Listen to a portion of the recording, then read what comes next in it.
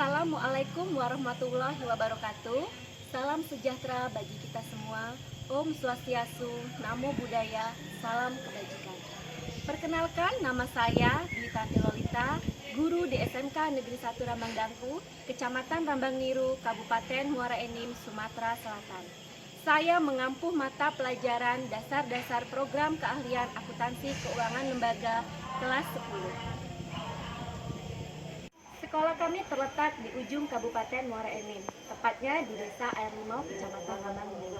Sekolah kami berada di pedalaman pedesaan, tetapi kami tetap semangat untuk mengupdate dan mengupgrade informasi dan pengetahuan kompetensi kami, agar tidak tertinggal informasi dari yang lainnya. Salah satunya adalah dengan belajar mengikuti perubahan kurikulum baru, yaitu kurikulum Merdeka dan platform Merdeka Mengajar.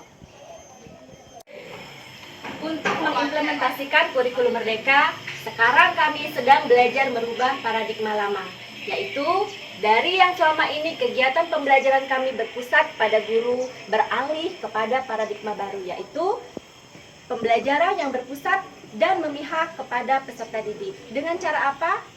Salah satunya adalah dengan cara menerapkan pembelajaran berdiferensiasi. Kali ini saya akan berbagi praktik pembelajaran berdiferensiasi tentang penerapan etika profesi akuntansi dengan menggunakan model pembelajaran role playing atau bermain peran. Pembelajaran ini bertujuan agar dapat meningkatkan kemampuan belajar peserta didik sesuai dengan gaya belajar mereka agar pembelajaran menjadi lebih bermakna, menyenangkan, dan tidak membosankan. Kali ini saya akan membuat video pembelajaran yang berjudul Petisi dalam Pembelajaran Berdiferensiasi. Petisi adalah akronim dari penerapan profesi akuntansi dalam pembelajaran berdiferensiasi. Situasi pertama yang dihadapi adalah kondisi yang menjadi latar belakang masalah tersebut, antara lain 1. Peserta didik berasal dari berbagai macam suku, adat budaya yang memiliki berbagai macam karakteristik. Yang kedua adalah minat belajar peserta didik kurang maksimal. Yang ketiga adalah hasil belajar peserta didik rendah. Yang keempat, guru yang belum menerapkan model pembelajaran bervariasi. Alasan karya inovasi pembelajaran ini penting adalah: pertama, pembelajaran berdiferensiasi dengan metode role playing dapat menambah minat peserta didik dalam belajar. Yang kedua, pembelajaran berfokus pada peserta didik. Ketiga, pembelajaran bersifat menyenangkan karena peserta didik langsung memerankan atau mempraktekkan materi pembelajaran. Selanjutnya, pembelajaran dapat meningkatkan hasil belajar peserta didik.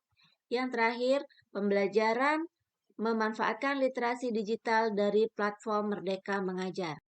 Yang menjadi peran dan tanggung jawab saya dalam praktik baik ini adalah sikap profesional dan tanggung jawab sebagai seorang pendidik yang memiliki tugas lebih dari sekedar mentransfer ilmu, yaitu harus bisa menjadi panutan dan fasilitator bagi peserta didik untuk membangun dan menumbuhkan bakat, minat, serta menampilkan passion terbaik mereka. Tantangan yang dihadapi untuk mencapai praktik pembelajaran ini adalah: yang pertama, terbatasnya sarana dan prasarana di sekolah, khususnya jaringan internet. Kedua, kesiapan peserta didik dalam proses pembelajaran. Yang terakhir, pendidikan karakter baik dalam proses pembelajaran. Pihak yang terlibat dalam mencapai tujuan praktik pembelajaran ini antara lain kepala sekolah, guru, peserta didik, serta rekan guru dan seluruh warga sekolah yang membantu dalam pelaksanaan praktik baik ini. Untuk menerapkan pembelajaran berdiferensiasi, di awal tahun ajaran baru, saya melakukan pemetaan kebutuhan belajar peserta didik dengan melakukan asesmen diagnostik. Asesmen ini bertujuan untuk mengidentifikasi kompetensi, kekuatan, dan kelemahan peserta didik, serta untuk memetakan minat belajar peserta didik berdasarkan gaya dan minat belajar peserta didik. Pembelajaran berdiferensiasi merupakan pembelajaran yang mengakomodasi dari semua perbedaan peserta didik, terbuka untuk semua dan memberikan kebutuhan-kebutuhan yang dibutuhkan oleh setiap peserta didik.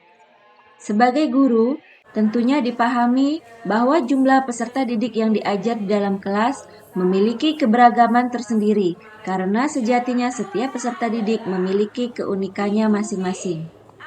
Dengan keunikan tersebut, guru sebagai pendidik bertindak sebagai fasilitator dalam memahamkan materi kepada peserta didik dan memfasilitasi agar semua peserta didik mampu memproses ide atau informasi yang diperolehnya, serta mampu mengembangkan suatu produk sesuai dengan kemampuan peserta didik masing-masing.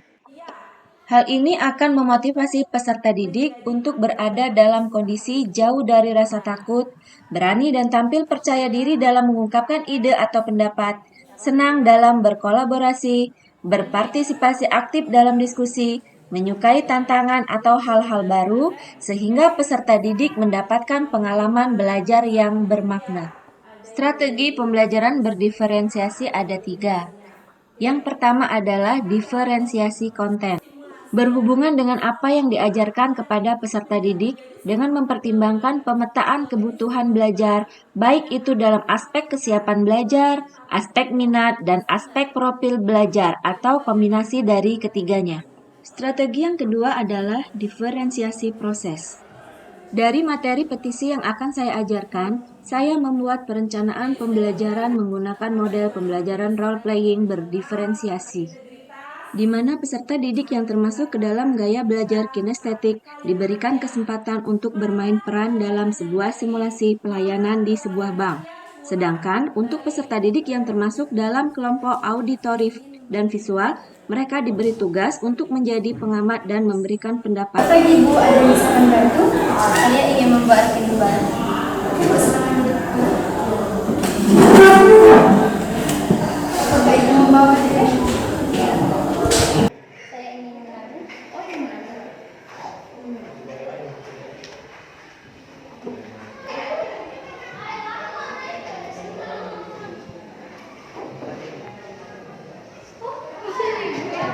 Untuk kelompok visual ditampilkan video simulasi pelayanan di sebuah bank.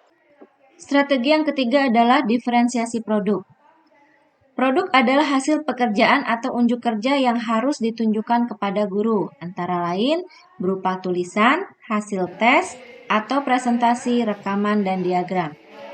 Untuk literasi digital, saya memanfaatkan platform Merdeka Mengajar untuk memberikan pelatihan mandiri kepada peserta didik melalui fitur asesmen murid, baik literasi maupun numerasi. Asesmen murid berisi kumpulan paket soal yang telah dipetakan berdasarkan fase dan mata pelajaran tertentu. Sebagai bagian dari platform Merdeka Mengajar, asesmen murid ditujukan untuk membantu guru mendapatkan informasi dari proses dan hasil pembelajaran murid.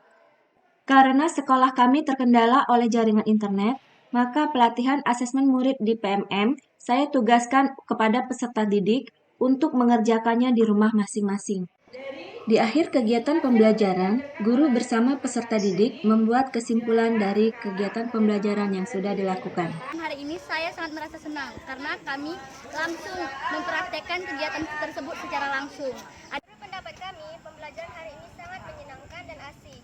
Dan kami dapat belajar dengan sesuai yang kami inginkan. Bisa kami terapkan saat kami bekerja nanti.